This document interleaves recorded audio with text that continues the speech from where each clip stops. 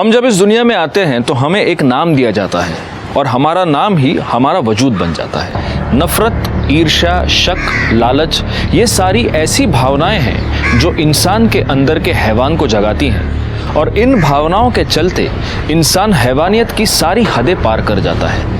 नमस्कार, मैं senior inspector Rajesh Yadav crime petrol Dastak के आज के इस भाग में आप सबका स्वागत करता हूं। आज मैं आपको उस केस के बारे में बताने जा रहा हूं जो अक्टूबर 2018 में मेरे सामने आया था, जब मैं पुणे के कोंढवा पुलिस स्टेशन में पोस्टेड था। वैसे तो एक इंसान की जान लेना अपने आप में एक संगीन अपराध है, लेकिन यहाँ पर एक इंसान की जान लेने के बाद जिस तरह से उसकी लाश के टुकड़े करके उसका वजूद मिटाने की कोशिश हुई, वो कोशिश बहुत ही डरावनी थी।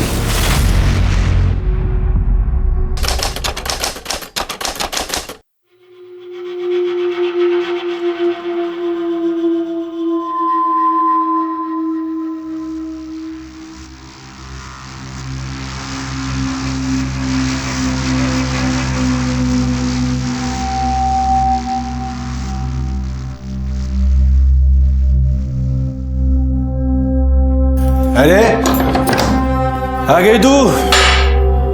अभी तो सुबह के 7 ही बजे। इतनी जल्दी कैसे गया? तेरे यार ने तेरे को छोड़ दिया?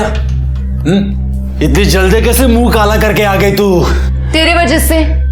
उसको पता है ना तू कितना निकम्मा है। मुझे ही तेरा ध्यान रखना पड़ता है। तेरा खाना पीना, ये रात भर जो दारू तेरी चलती है ना, सब मुझे ही देखना पड़ता है ना। सारी इज्जत मिट्टी में मिला दी मेरी। तेरी इज्जत का इतना ख्याल है ना तुझे, तो जाके कुछ काम कर। यहाँ घर बैठकर मुझ पर शक करता है और बदनाम करता रहता है मुझे।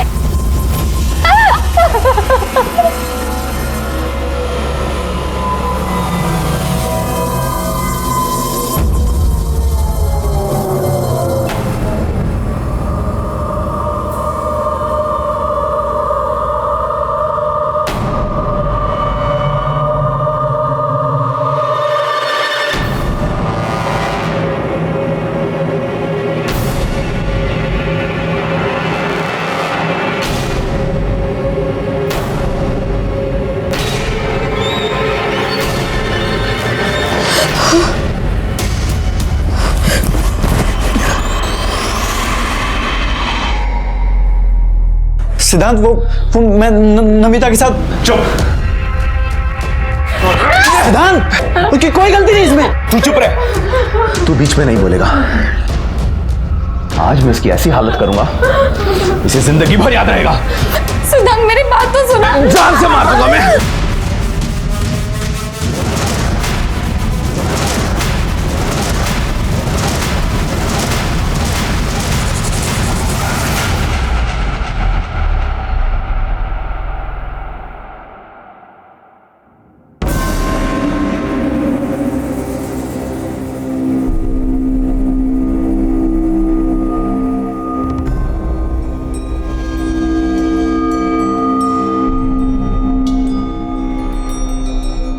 अभी तो तेरे को इतने में ही छोड़ा है, अभी भी नहीं सुधरी ना तू।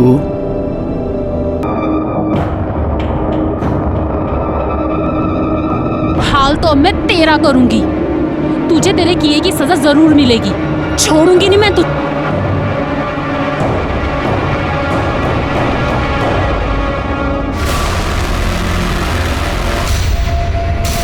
सिद्धांत, सिद्धांत, दरवाजा खोल। सिद्धांत, सिद्धांत, सिद्धांत, दरवाजा खोल।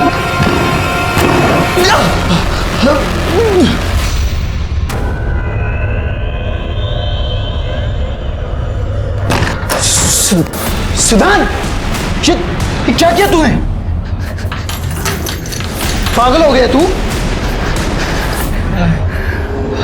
सिद्धांत, उठ। क्या किया तूने? हाथ निकाल। तू हाथ मत लगा मुझे। सिद्धांत, माफ कर दे यार, दोबारा नहीं होगा ऐसा। गलती होगी मुझसे। गलती नहीं, तूने जानबूझ के किया है मेरे साथ। शायद मुझ में ही कोई कमी है। मैं प्रॉमिस करता हूँ कि आज के बाद मैं नमिता को कभी नहीं मिलूंगा। आई डोंट ट्रस्ट यू, लेकिन फिर भी मैं ऐसा कुछ करूंगा। कि तू चाह कर भी उसे नहीं मिल पाएगा।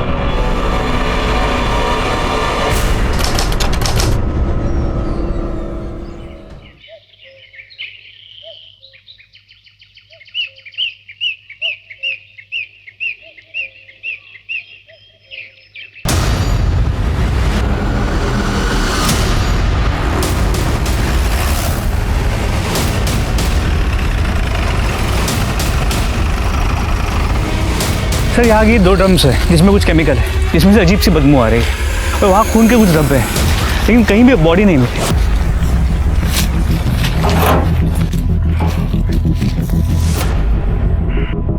ये क्या है ये?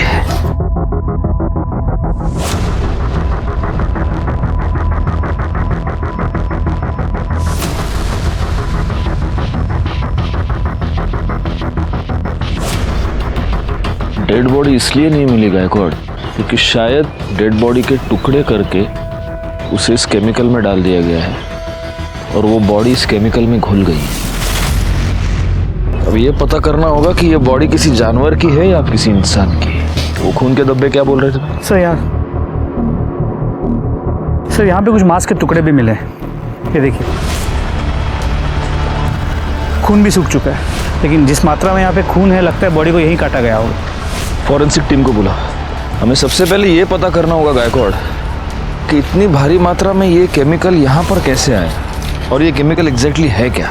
दूसरी बात ये कि ये बॉडी एग्जैक्टली किसकी है, मतलब किसी इंसान की है या किसी जानवर की है।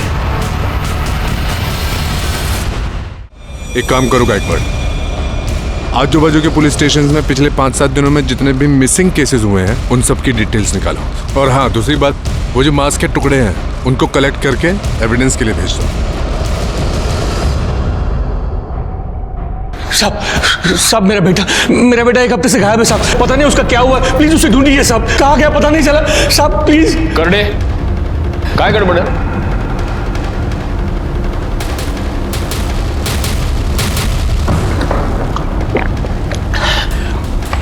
हड़ू हड़ू शांत। साहब मेरा बेटा अमित यहाँ पुणे में चंदन नगर में रहता है। 1 हफ्ते पहले मेरी उसके साथ फोन पे बात हुई थी, वो बहुत ही परेशान लग रहा था। बाबा बेटा तू रो क्यों रहा है, बोलो ना क्या हुआ। बाबा रेखा अच्छी लड़की नहीं है बाबा, मुझे उसके साथ शादी नहीं करनी चाहिए थी। वो पेट से पर वो मेरा बच्चा नहीं है। क्या? सारी इज्जत मिट्टी में मिला दी उसने। साहब उस दिन के बाद मेरी दोबारा उससे बात नहीं हो पाई। वो ना ही गांव में आया और ना ही फिर उसका कभी फोन लगा। तो आपका बेटा अमित शादीशुदा है और यहाँ हमारे चंदन नगर में अपनी बीवी के साथ रहता है। हाँ साहब। तो आपने उसकी बीवी से बात की? उसे तो पता होगा ना वो कहाँ है। साहब अगर वो घर में मिलती तो पूछता ना साहब, वो तो खुद ही गायब है। क्या मतलब पति पत्नी दोनों गायब है? हाँ साहब, पता नहीं सब क्या हुआ, लेकिन ये रेखा है वो हमारे जात की नहीं है। 2 साल पहले दोनों ने रत्नागिरी में लव मैरिज करके वो लोग यहाँ पुणे में चले आए। अमित ने 2 साल पहले मेरे मर्जी के खिलाफ रेखा से शादी की थी, इसलिए मैं उससे थोड़ा नाराज था। लेकिन साहब अमित मेरा इकलौता बेटा है, उसके अलावा मेरा कोई नहीं है। अमित और रेखा डॉक्टर प्रदीप लेले के यहाँ काम करते थे, ठीक ठाक कमा लेते थे। लेकिन फिर आखिरी बार जब मेरी अमित से बात हो गई तो मुझे पता चला कि कुछ ठीक नहीं है। वो बहुत ही दुखी था, बहुत परेशान था।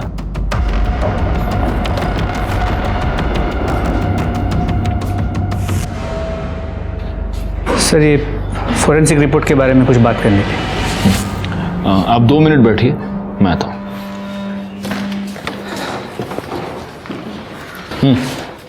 सर उन 2 ड्रम में जो गली हुई बॉडी मिली थी उसके फोरेंसिक रिपोर्ट के मुताबिक वो किसी इंसान की ही बॉडी है। पर हाँ सर, उन दोनों ड्रम में जो केमिकल मिला था वो कॉन्सेंट्रेटेड एसिड था, जिससे उस बॉडी को डिस्ट्रॉय किया गया ताकि मरने वाली का नामो निशान न रहे। जी सर। और सर रिपोर्ट के मुताबिक मर्डर बॉडी मिलने से 3-4 दिन पहले हुआ था, मतलब पॉसिबल है कि ये मर्डर 6 या 7 तारीख को हुआ हो। खैर एक काम करो सर, सबसे पहले तो ये पता करो कि इतनी भारी मात्रा में एसिड आया कहाँ से। Yes sir. शहर में जितने भी सप्लायर्स हैं उन सबसे पता करो। Yes sir. गायकवाड तुम आओ जरा मेरे साथ। हाँ नंतर बोलतो। हाँ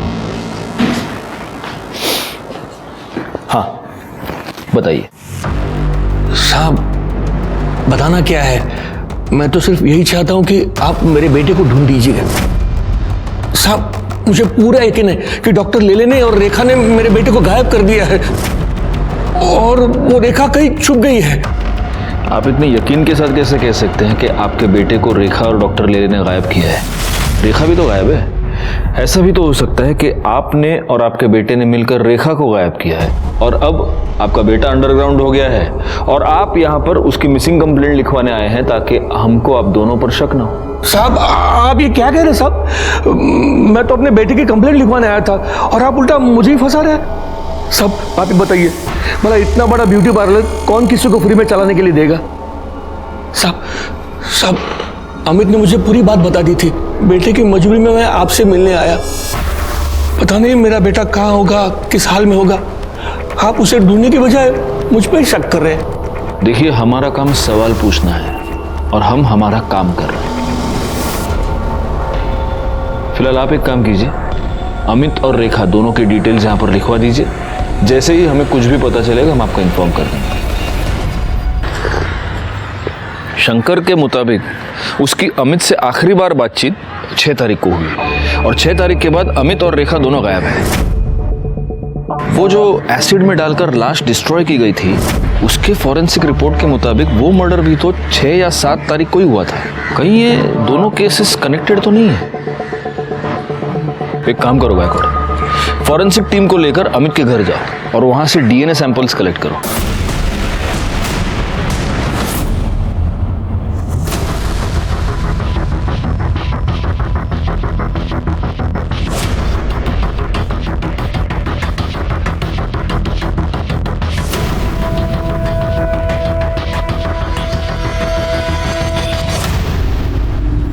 एक्सक्यूज मी, डॉक्टर लेले?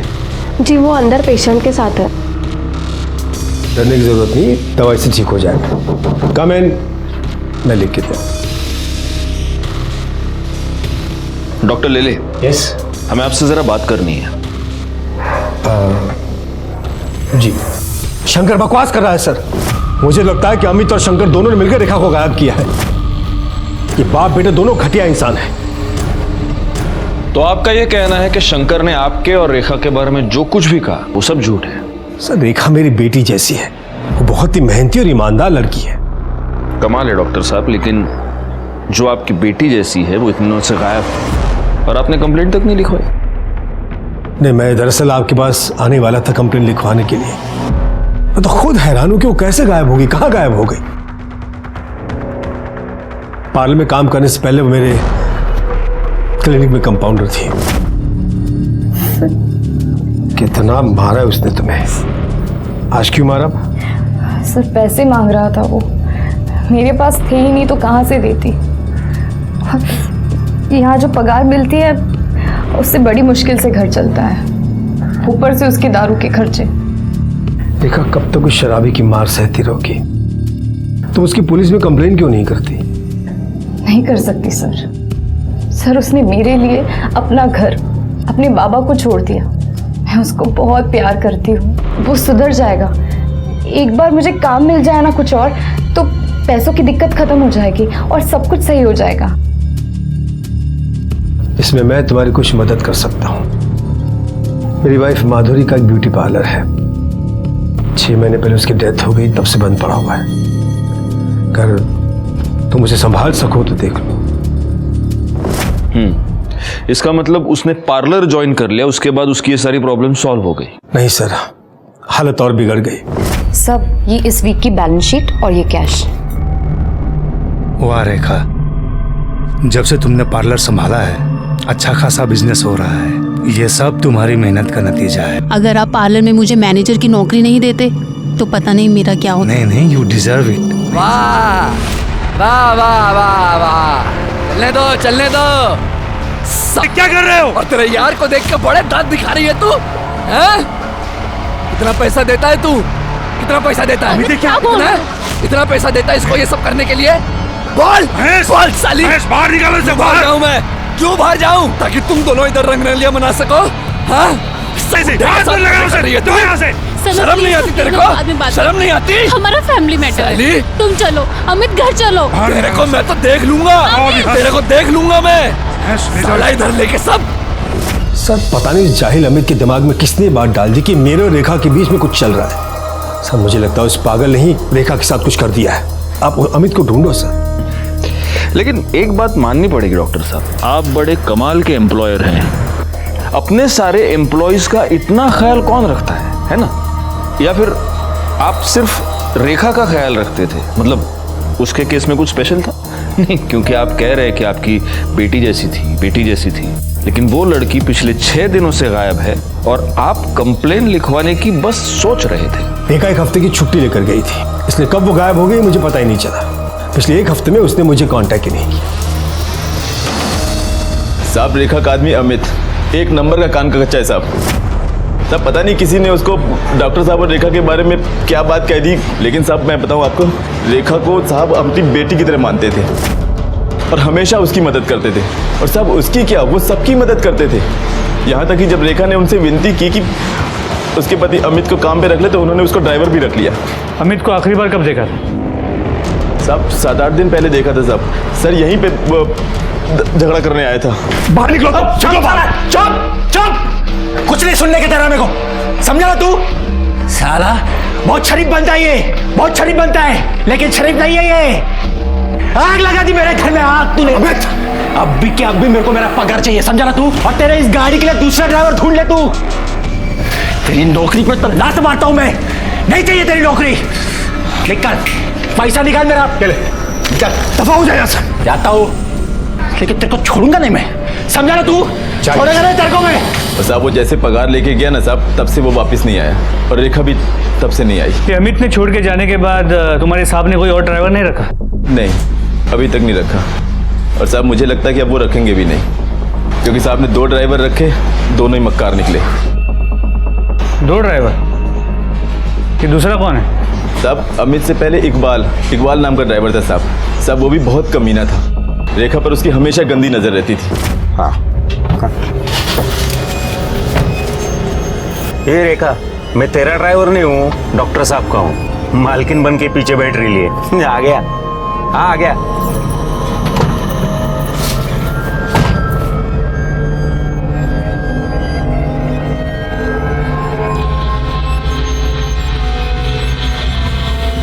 क्या कर रहा है? अरे गुस्सा क्यों करती है? बहुत हो गया अब तेरा। औकात क्या है तेरी? शर्म नहीं तुझे ऐसी हरकत करते हुए? रेखा, इसे खींच के थप्पड़ मारो, ताकि दोबारा किसी लड़की के साथ ऐसा करते हुए 10 बार सोचे। मारो, मैं कहता हूं मारो, मारो उसे। ला, गाड़ी की चाबी ला, निकाल जल्दी और दफा हो जा। तुम्हारा देखना नहीं यहां पर, समझा? चल निकल यहां से। ये बुढ़े पागल हो गए तू लड़की के चक्कर में। लड़की से थप्पड़ मरवाता है, छोड़ूंगा नहीं तुझे। चल निकल यहां से, दफा हो जा। देख मैं क्या करता हूं। मैं देख लूंगा, जा देख, मैं देखता हूं। चल निकल यहां से। तो रेखा की वजह से ही इस इकबाल को भी तुम्हारे डॉक्टर साहब ने काम से निकाल दिया? हाँ साहब।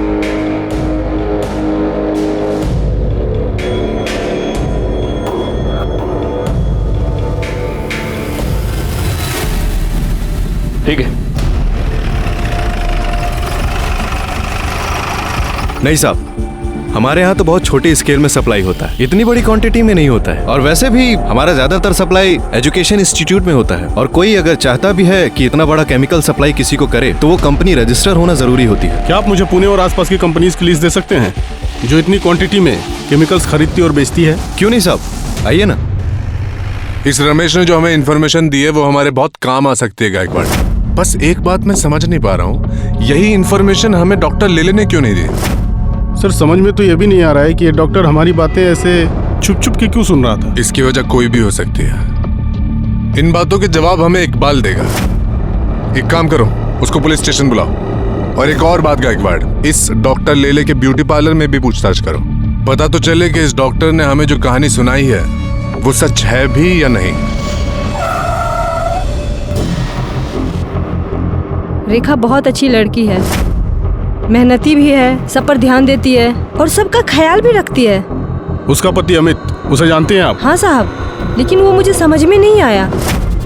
शुरू में रेखा से वो बहुत प्यार करता था और बहुत ध्यान देता था और रोज आता भी था। वो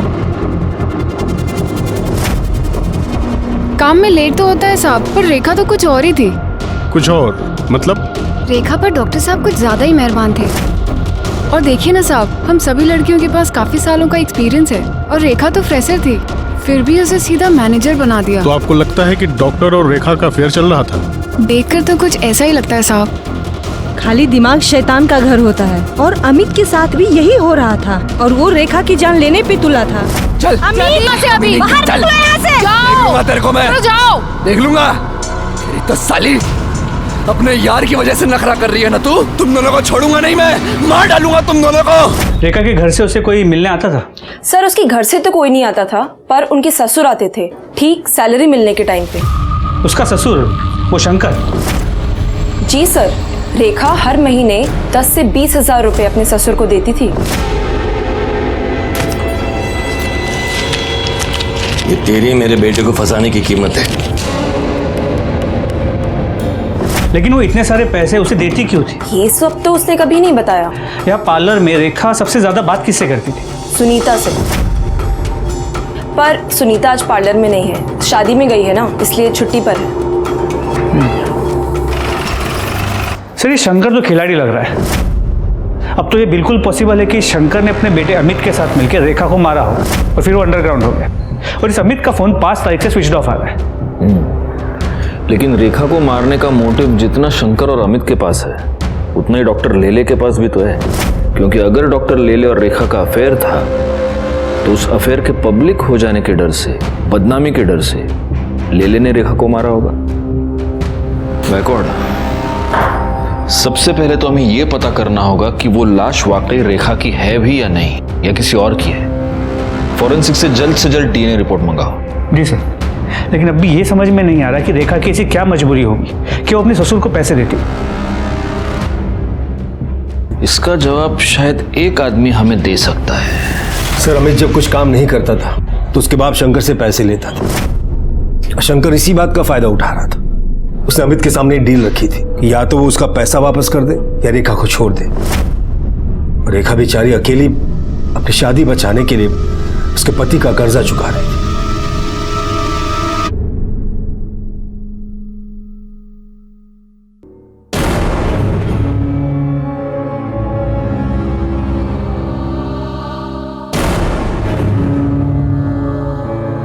अब देख मैं तेरे साथ क्या करता हूँ। सिद्धांत, क्या कर रहा है यार? सब लोग देख रहे हैं। तू एक सेकंड मेरी बात सुन। मैं हाथ छोड़ मेरा। सिद्धांत, मेरे लिए प्लीज बैठ के बात करते हैं। सब लोग देख रहे हैं, प्लीज मेरे लिए प्लीज बैठ। मैं बताता हूँ ना तुमको। बैठ अमिता। सिद्धांत, मैंने इसे बुलाया यहाँ पे मिलने के लिए, इसे ये बताने के लिए कि मैं इसके साथ कोई रिश्ता नहीं रखना चाहता। झूठ मत बोल मयंक। ठीक है सिद्धांत, अगर तुझे यकीन नहीं है तो तेरे सामने बात कर लेते हैं। देखो नमिता, मैं अब तुमसे कोई रिश्ता नहीं रखना चाहता।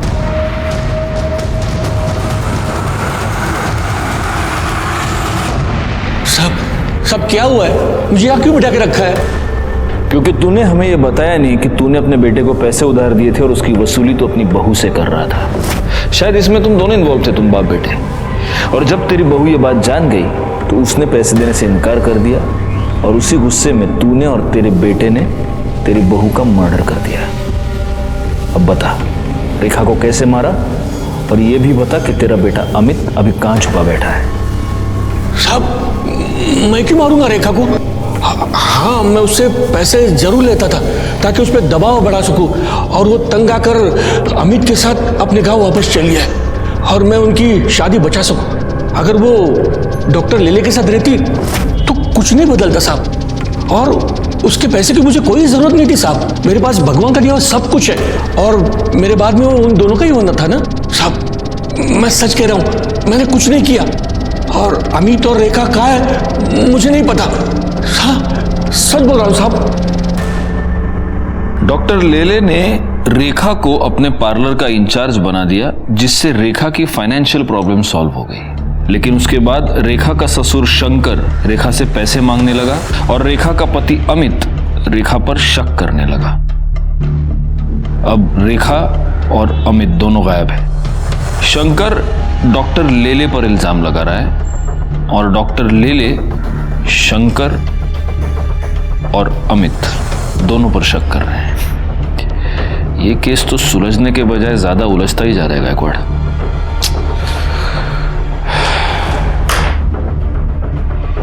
हमारे पास बहुत सारे डॉट्स हैं, लेकिन इन डॉट्स को जोड़ने वाली कोई कड़ी हमारे पास नहीं है। 2 लोग गायब हो चुके थे और हमारे हाथ एक लाश लगी थी। हम इस बात को लेकर भी श्योर नहीं थे कि वो लाश इन्हीं दोनों में से किसी एक की थी या नहीं।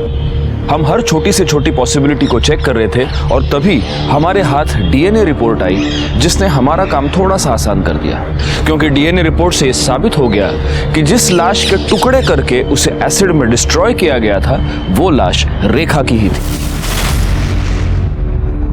अब सवाल यह था कि रेखा को इतनी दर्दनाक मौत किसने दी और क्यों दी? अमित कहां था? क्या अमित ने ही रेखा को मारा था और अब वो गायब था? ये सारे सवाल अभी भी बने हुए थे। तभी हमारे हाथ एक ऐसी लीड लगी जिसने इस केस को एक नई दिशा दे दी।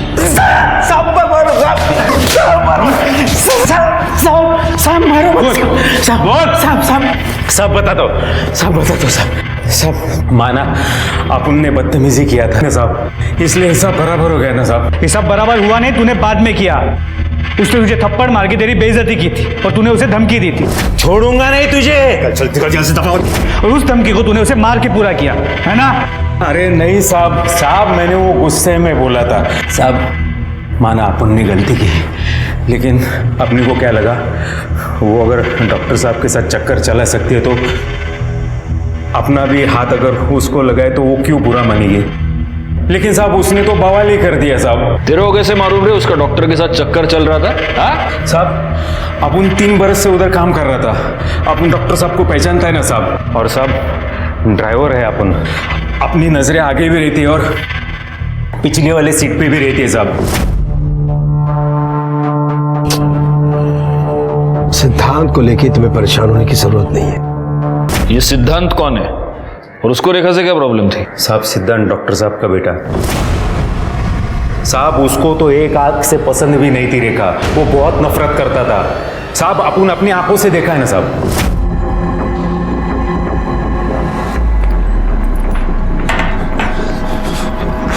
मेरे पापा से दूर रहे वरना जान से मार दूंगा तुझे। ये आप क्या बोल रहे हैं? मैंने क्या किया है? तुझे मेरी माँ की जगह नहीं लेने दूंगा। साहब मेरे पापा से छोड़ो। क्या कर रहे हो तुम? वैसे कहीं क्यों? तुम्हें हिम्मत कैसे उसे हाथ लगाने की? निकल जा मेरे घर से, निकल जा मेरे घर से। आज के बाद मेरे घर में कदम मत रखना। आउट।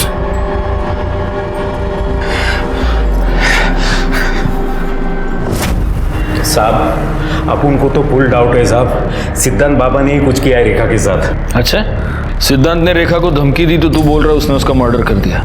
धमकी तो तूने भी दी थी साले, तो इसका मतलब तूने भी मर्डर किया? साहब अपन काय को मर्डर करेगा साहब? जिस दिन अपना वो घर छूटा, उस घर से अपना वास्ता उसी दिन से छूट गया साहब। तू नाटक बहुत अच्छा करता है रे इकबाल। करडे याची सगळी नाटक बाहेर काढा। साहब साहब मारो गायकवाड़, अगर ये इकबाल सच कह रहा है तो इस केस में एक बहुत जरूरी क्लू हमारे हाथ लगा है। लेकिन सबसे पहले महेश और बाकी नौकरों से ये क्रॉस चेक करना होगा कि इकबाल के बयान में कितनी सच्चाई है। एक और काम करो, इस डॉक्टर सिद्धांत की पूरी कुंडली निकालो और उसे पुलिस स्टेशन बुलाओ। सर अलग अलग कंपनी के नाम से माल लेते हैं, फिर भी इस केमिकल की हमेशा शॉर्टेज रहती है। सर ये केमिकल का डिमांड ज़्यादा रहता है और सप्लाई कम रहती है।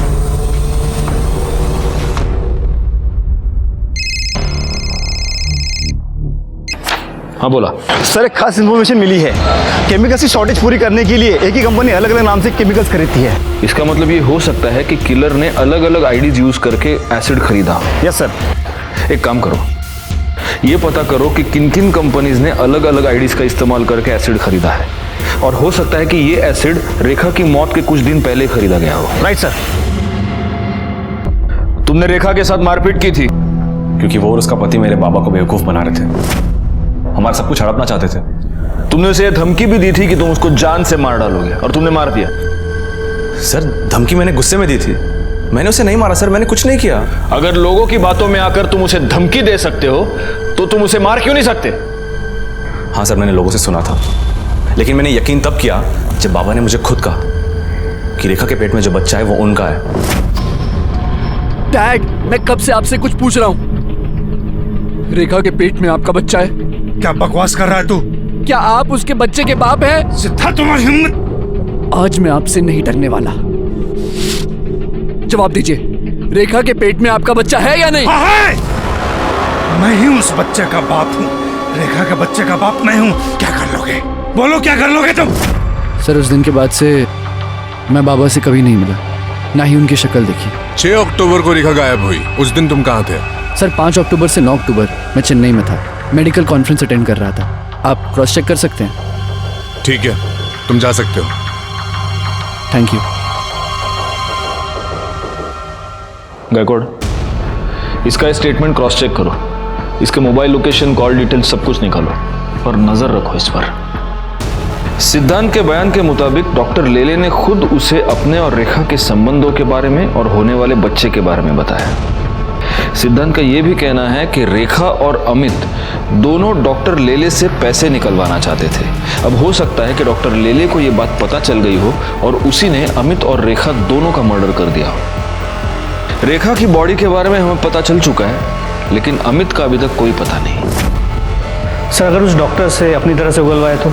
नहीं, जब तक हमारे पास कोई पुख्ता सबूत नहीं है हम डॉक्टर को उठा नहीं सकते, वो बेल पर छूट जाएगा।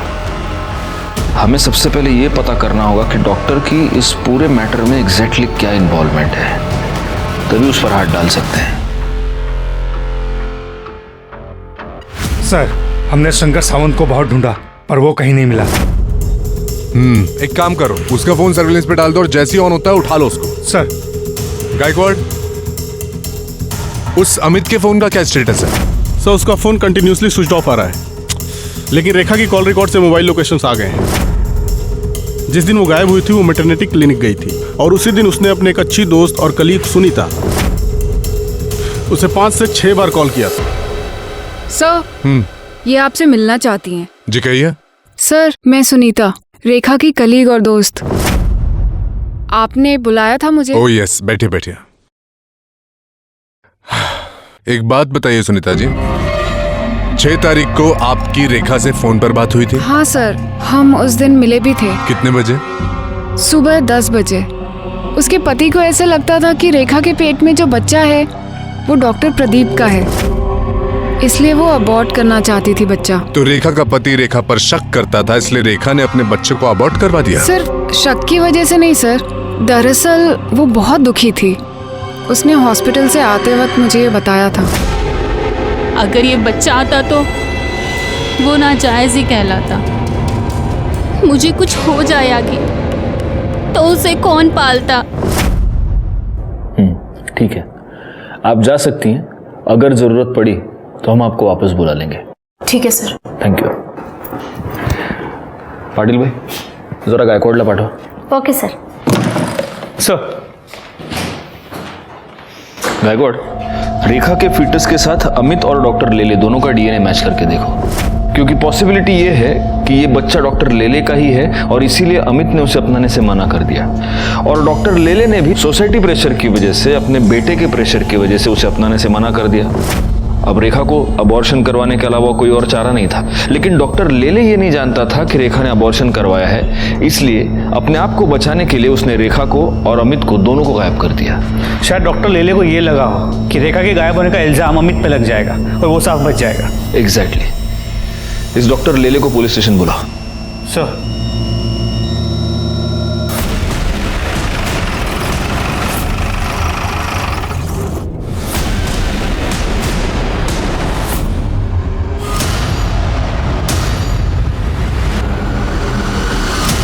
सर, घर में कहीं भी कोई फोर्स एंट्री के निशान नहीं, बॉडी पे भी कहीं कोई एक्सटर्नल इंजरी मार्क्स नहीं, लेकिन सर यहाँ गले पे, ये देखिए, यहाँ पे कुछ इंजरी मार्क्स हैं, स्वेलिंग भी आ गई है, लेकिन क्या है, कैसे हुआ है, कुछ पता नहीं चल रहा। लगता तो ये मर्डर ही है गायकवाड़। और हो सकता है कि जिसने भी ये मर्डर किया है उसे इस घर में फोर्स्ड एंट्री करने की जरूरत ही नहीं। सर इंजेक्शन मिला। इस तो खाली लग रहा है गायकवाड़। हो सकता है गले पर ये जो 2 मार्क्स है वो इसी की वजह से। देखो निडल देखो, जमा करा। सर 1 मिनट सर, यहाँ आइए सर। ये देखिए सीसीटीवी कैमरा सर। कैमरा तो वर्किंग है, इसका कंट्रोल पीछे की तरफ है और किसी ने इसका मेन स्विच ऑफ कर दिया है। सर ऐसा लगता है कि इस घर में घुस के डॉक्टर साहब पर हमला करने वाला उनकी जान पहचान का हो सकता है। बॉडी को सबसे पहले किसने देखा? मैंने देखा था साहब। कल संडे था तो संडे को साहब भी पूरा दिन घर में ही रहते हैं और मेरा भी शाम को 4 बजे छुट्टी हो जाती है, तो मैं घर चला गया था साहब। लेकिन सब जब मैं सुबह आके देखा तो मैंने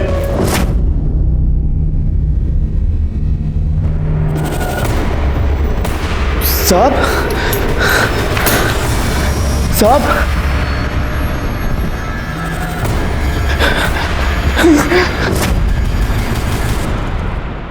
डॉक्टर प्रदीप लेले की मौत ने इस केस को एक नया ट्विस्ट दे दिया, क्योंकि अब तक डॉक्टर लेले इस केस में हमारे लिए प्राइम सस्पेक्ट था। पोस्टमार्टम रिपोर्ट से यह पता चला कि डॉक्टर लेले की मौत एम्बोलिक स्ट्रोक की वजह से हुई है, जिसकी वजह से उनका ब्लड सर्कुलेशन गड़बड़ा गया, उन्हें हार्ट अटैक आया और उनकी मौत हो गई। मर्डर का यह तरीका एक डॉक्टर के लिए बहुत आसान था और तभी हमारे सामने एक ऐसा नाम आया जिसे रेखा और डॉक्टर लेले दोनों से प्रॉब्लम थी। बोल, अपने बाप का मर्डर क्यों किया? बोल। सर मैं उन्हें क्यों मारूंगा सर? आपके पास क्या प्रूफ है कि मैंने उन्हें मारा है? प्रूफ? तेरे पिता की मौत एम्बोलिक स्ट्रोक की वजह से हुई है। आदमी को एम्बोलिक स्ट्रोक कब और कैसे आता है ये तो तू बहुत अच्छी तरह से जानता होगा, डॉक्टर है तू, है ना? तेरे और मयंक के रिलेशनशिप के बारे में तूने अपने पिता को बताया था? क्या तूने उनको यह बताया था कि तू लड़कियों में नहीं लड़कों में इंटरेस्टेड है? नहीं बताया था। इसका मतलब तूने ये बात उनसे छुपाई थी। तुझे इस बात का डर था कि वो ये रिलेशनशिप कभी एक्सेप्ट नहीं करेंगे और इसी डर की वजह से तूने उनकी जान ले ली। जिस दिन पापा की डेथ हुई मैं हॉस्पिटल पर था, नाइट ड्यूटी पर। आप हॉस्पिटल का सीसीटीवी चेक कीजिए, मेरा फोन लोकेशन ट्रैक कीजिए। मैं मुंबई में था सर। ओहो, डिटेक्टिव हैं? मेडिकल के साथ साथ ये भी पढ़ाई कर लिया आपने, डॉक्टर। लेकिन आदमी मुंबई से पुणे आ गया, इसका मतलब उसका मोबाइल भी मुंबई से पुणे आ गया, ऐसा नहीं होता। तू पुणे आया, तूने अपने फादर का मर्डर किया, लेकिन तेरा मोबाइल तूने मुंबई में ही छोड़ा था। और जिस कॉन्फिडेंस से तू ये सब कह रहा है, तूने ये सेफ्टी तो जरूर ली होगी। सर मैं सच कह रहा हूं सर। मैं अपने बाबा को क्यों मारूंगा सर? मैंने ऐसा कुछ नहीं किया सर।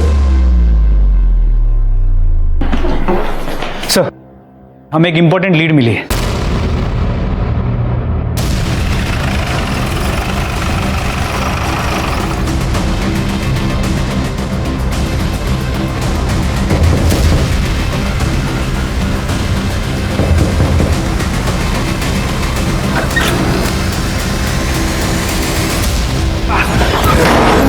साहब क्या कर रहे हो? साहब क्या कर रहे हो? बेटा कहाँ है तेरा? मालूम नहीं साहब।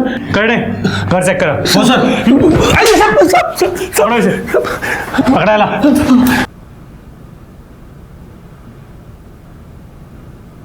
साहब मैंने कुछ किया। साहब मत मारो। साहब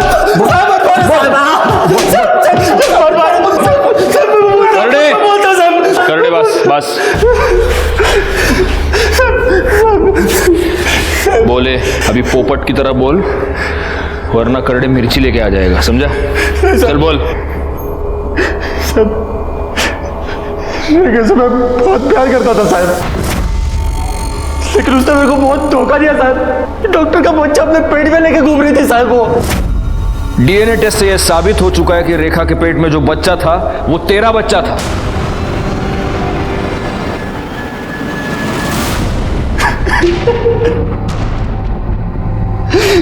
साहब उस कमीना डॉक्टर प्रदीप की वजह से मेरी जिंदगी बर्बाद हो गई साहब। उसने नहीं, तूने खुद अपनी जिंदगी बर्बाद की। तूने अपनी बीवी की जान ली, उसे जान से मार दिया तूने।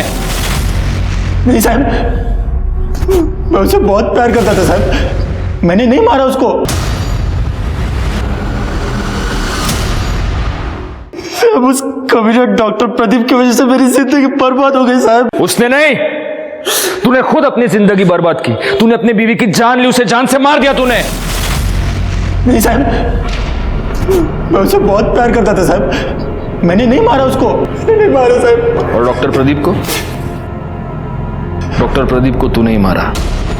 तुझे ऐसे लगा कि तू उसके घर के सीसीटीवी कैमरा की स्विच ऑफ कर देगा तो हमें पता नहीं चलेगा, लेकिन तू ये भूल गया कि उसके बंगले के आसपास और भी बंगले थे जहां पे सीसीटीवी कैमरा थे, जिसमें तू साफ पकड़ा गया है।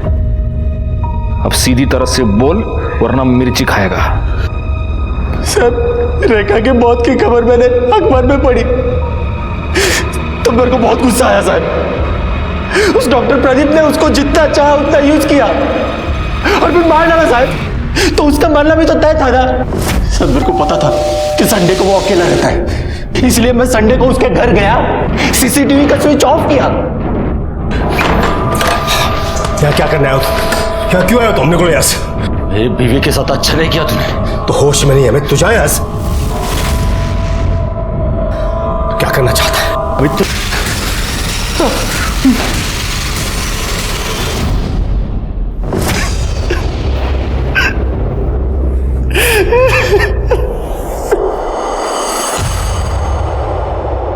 सर, पुणे के सेम एड्रेस पर रजिस्टर्ड 2 ट्रेडिंग कंपनी ने 5 अक्टूबर के दिन अलग अलग सप्लायर से 2 ड्रम खरीदे थे और जिसने ड्रम खरीदे हैं उसके इस केस से कनेक्शन है।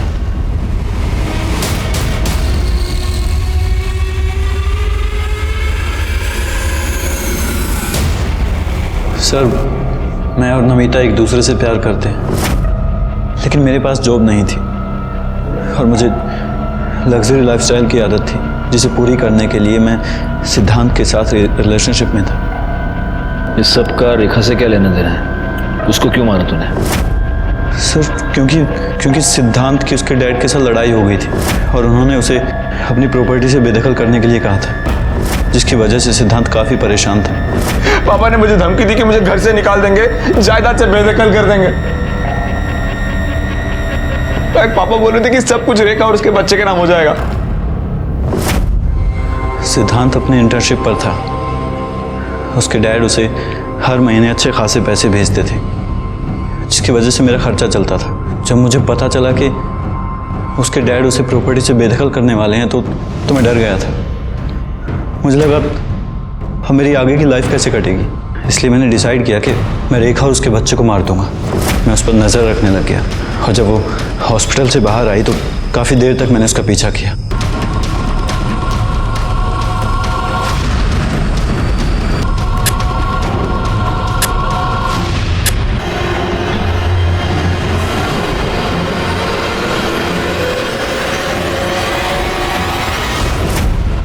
तू रेखा पर नजर रखे हुए था, तो तुझे इतनी सी बात समझ में नहीं आई कि वो लड़की 4 से 6 घंटे एक अबॉर्शन करने वाले हॉस्पिटल में क्या करने गई थी? अगर तूने अपना कॉमन सेंस यूज किया होता ना, तो आज तू इस तरह से मेरे सामने नहीं बैठा होता और आज रेखा जिंदा होती। एक सीधी साधी मेहनती लड़की जो अपनी छोटी सी गृहस्थी का सपना देख रही थी, एक्सपेंसिव लाइफस्टाइल चाहने वाले मयंक और शक करने वाले उसके पति अमित की वजह से मारी गई। डॉक्टर प्रदीप लेले का भी इसमें बराबर का हाथ था, क्योंकि अगर डॉक्टर लेले अपने बेटे को ठीक से समझाते, अगर वो इस सिचुएशन को मैच्योरली हैंडल करते, तो शायद रेखा, उसका बच्चा और खुद डॉक्टर लेले आज जिंदा होते। लेकिन उन्होंने ऐसा नहीं किया और इसी की वजह से रेखा अपना बच्चा गंवा बैठी और बाद में अपनी जान भी। इसमें हालांकि रेखा का कोई कसूर नहीं था, लेकिन उसकी एक गलती ये थी कि उसने इस क्राइम की दस्तक को अनसुना कर दिया। अपने पति का शक और उसकी मार वो सहन करती रही। इस तरह के अत्याचार को आप कभी भी सहन ना करें, क्योंकि अत्याचार को सहन करके आप उसे मिटाते नहीं बल्कि उसे बढ़ावा देते हैं। इसी के साथ मैं सीनियर इंस्पेक्टर राजेश यादव आपसे विदा लेता हूँ। दोबारा मिलूंगा, तब तक सतर्क रहिए और देखते रहिए क्राइम पेट्रोल दस्तक, क्योंकि मकसद बताना नहीं, बचाना है। जय हिंद।